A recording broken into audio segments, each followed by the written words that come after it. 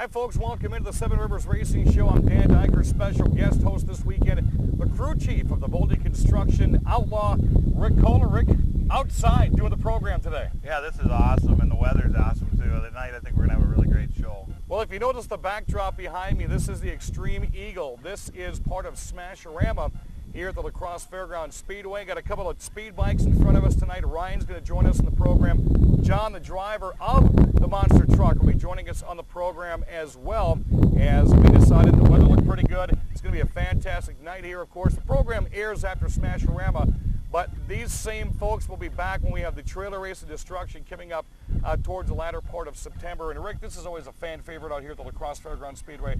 3,000-4,000 people, they save their money. A lot of them may not come out for the races on a regular basis, but this is their night to shine in the grandstands. Oh, absolutely. And I think when they come out here too for a Father's Day function, they're thinking, hey, this is something for Dad, something that they can bring their dad to. And even the kids save up their money and their pennies and their piggy banks and bust them open for this weekend.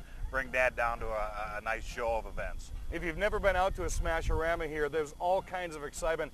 I've watched Ryan trick bike here, I think 5 out of the past 6 years I've been here at the La Crosse Fairgrounds Speedway. Outstanding. He's toured the country, he's toured the world, and we're going to be talking with him a little bit later on. Monster trucks, of course, a highlight. We'll put 8 or 9 cars on the track tonight. And obviously, everybody knows what a monster truck does, 8 or 9 fresh cars. Yeah, they'll be pretty much pancakes. Smashing windows, busting bumpers, you name it, they're going to be doing it tonight.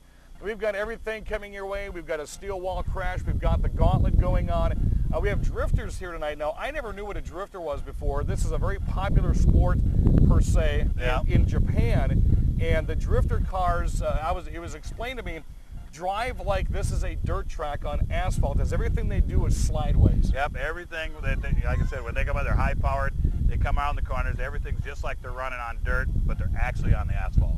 That's going to be a big part of the program. Hopefully they will be coming back for the Eve of Destruction. Now, one of the interesting things, you and I were looking over the truck earlier, and before we started taping the program today, you have crew chief for John Olson and many other drivers for many, many years. What's the first thing that stands out in this truck that maybe a little bit different from John's Boulder Construction Outlaw compares to the monster truck? Well, right away, the first thing you want to look at is look at the horsepower you're running in this. You're looking at 400, 500, 600 horsepower in most vehicles, most hot rods out on the track. This one is pushing over 1,500 horsepower. That's incredible. Yep, 1,500 horsepower. The amount of heavy-duty steel just to hold the thing together. But I have been informed that if this truck breaks, we have spare parts. So we'll get her back on the track. And the guy had told me himself that if this thing breaks, we're getting her back out on the track. I just wonder what it takes to get a flat tire. We saw that out here a couple of years ago when the Felon was out here. Nope. And as soon as he came off the ramp of the cars, as soon as he landed, he bunny hopped once. The second time down, that tire was the loudest thing to go kaboom here in western Wisconsin. When you look at a truck like this here, I mean, obviously, and we're going to talk to John here. He was saying something a little while ago.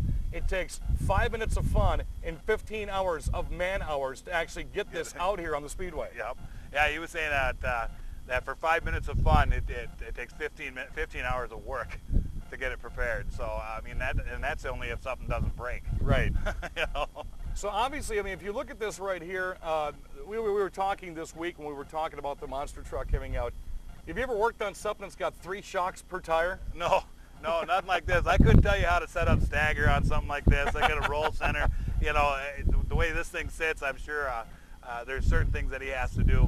The amount of the shocks, the size of the shocks, the coil-over shocks, just massive. And he tells me that these are actually a smaller version of what can actually be put on here. That's just got to be incredible. That's just phenomenal. $2,500 a brand new tire. You got a new Sport. You can afford that. Oh, yeah. Yeah, $2,500. I could probably go out and buy another car. This is true. This is true. We are at the La Crosse Fairgrounds Speedway. Smash-o-Rama coming your way tonight.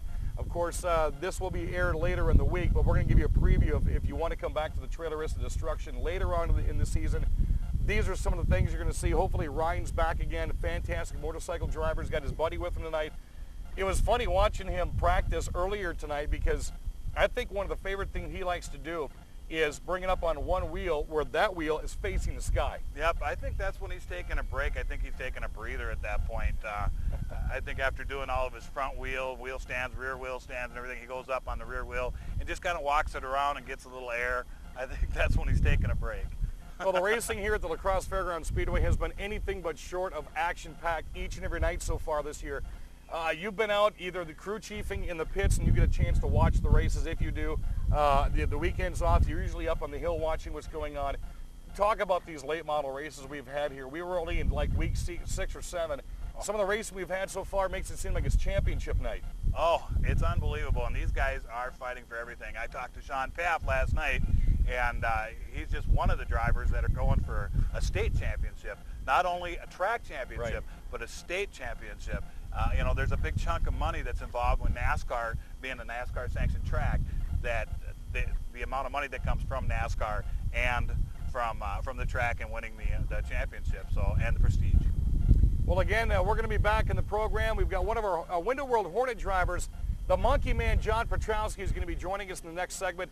We're going to get you inside the window world of a Hornet. He's been out here many years, one of the best personable guys you're going to find in a Hornet car, and he'll be coming up. Then it's going to be Ryan and the man driving the Extreme Eagle. This is the Seven Rivers Racing Show here at KQEG.